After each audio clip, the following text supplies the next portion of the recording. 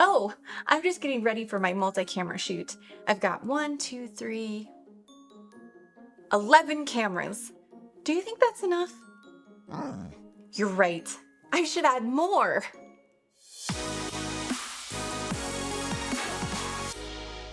Hello filmmakers, Ash here and welcome to Film It Yourself. You're ready to shoot your film, but are you planning to shoot with one camera, two cameras, or maybe even 10 cameras? Well, if you're not sure if shooting multi-camera is right for you, I've got some great tips on the pros and cons and best practices of doing so. So let's get into it.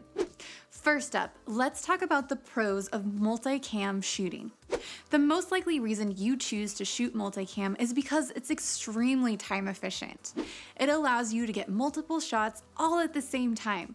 Plus, it can cut down on the time it might take to relight for each shot, as multicam lighting requires you to light the scene in a way that works for multiple shots.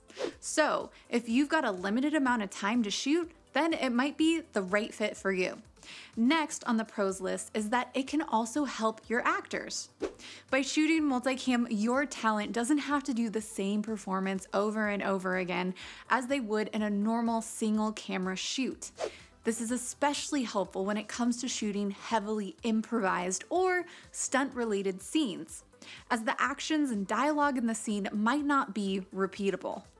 However, this might not necessarily be right for some actors, as they might need several takes to really get into the emotional space they need to for the scene. So make sure you know what's best for them before choosing this shooting method. Next on the pros list is continuity. By capturing actors' blocking and interaction with props, you can ensure consistent continuity in the editing room. Now, let's move on to the cons of multicam shooting. First up, and most importantly, it can be pretty expensive. Because you need more cameras, equipment, and crew members, the cost of your shoot could go up pretty dramatically. Also, shooting multicam can affect your lighting. Because you're lighting to accommodate both cameras' frames, you might not be able to get your lights as close to your talent as you'd like.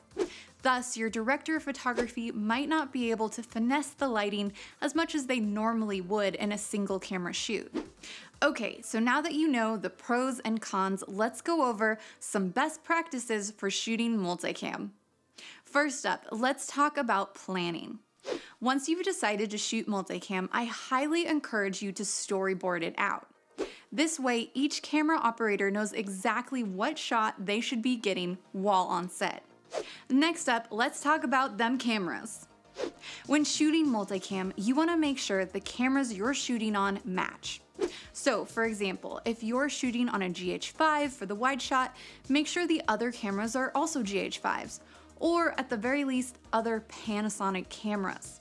This is because different cameras process colors in different ways, so it can be extremely difficult to match a Panasonic camera to, let's say, a Canon camera when color correcting in post-production. So, making sure all your cameras are, at the very least, the same brand can ensure you don't have an angry color correctionist on your hands. And speaking of matching, you also want to make sure your camera settings match. For post-production purposes, it's crucial that your ISO, shutter speed, frame rate, picture profiles, and white balance match across the board on all cameras, or else you'll have an angry video editor on your hands. Next, communication between the camera operators is key, as they need to be working together to make sure they're not shooting the same shot or getting into each other's shots. Now, if you don't have multiple camera operators, you can still shoot multicam by locking off a wide shot and having your camera op on the second camera with a tighter shot. Also, make sure both cameras don't cross the 180-degree line unless you're planning on doing so intentionally. To learn more about the 180-degree line, you can check out my movie here. Next, when shooting multicam, it's essential to have a video village set up for the director. This way, the director can monitor all the cameras and make sure what they want is being captured by each camera. And finally, let's talk about slating. When shooting multicam, it's important that you slate for both cameras so that they can sync up properly in post-production. You can either achieve this by having both cameras initially frame up to capture the slate, or if reframing the camera is not possible, you can slate individually for each. To learn how to slate like a pro, you can check out my video on slating here. So now that you know the pros and cons of multicam shooting, you'll be shooting efficiently in no time. Do you think I'll have any trouble matching 18mm footage to digital? Ah, whatever. I'll just fix it in post.